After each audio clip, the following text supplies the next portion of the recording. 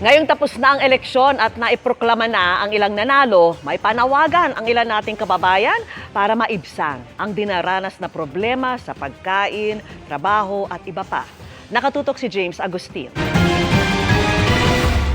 Pasado alas 4 pa lang na madaling araw nagsisimula na ang biyahe ng jeepney driver na si Catalino sa rutang UP Campus SM North. Sa taas daw ng presyo ng produktong petrolyo ngayon, maswerte na kung makapag-uwi siya ng 500 pesos hanggang 700 pesos. Kaya panawagan niya sa mga nanalong kandidato ngayong eleksyon.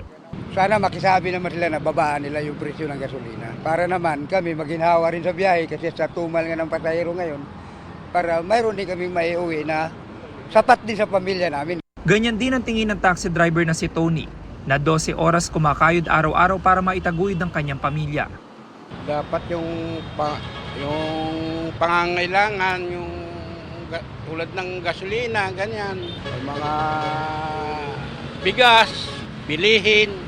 Ang empleyadong si Kimberly 2 beses kailangan sumakay ng jeep mula sa Bagong Silang sa Caloocan para makarating sa kanyang trabaho sa Cubao, Quezon City.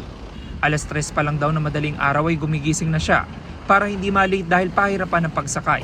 Yung MRT dito, senior high school pa lang po ako ginagawa na to. Tapos hanggang ngayon hindi pa rin po siya tapos. So sobrang traffic, ang hirap po lalo po sa akin na nagtatrabaho. Kahit night shift po ako, ang hirap pa rin po sumakay. Tapos ang dami pong nangyayari, may mga jeepney, phase out, so hindi na rin po natutuloy. So for me, kailangan talaga bigyang action na yung transportation ng mga tao. Hiling naman ng minimum wage earner na si Rowena mabigyang prioridad ang sahod ng mga manggagawa.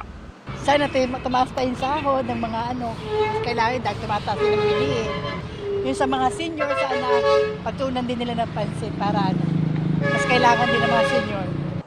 Para sa GMA Integrated News, James Agustin, Nakatutok, 24 Oras.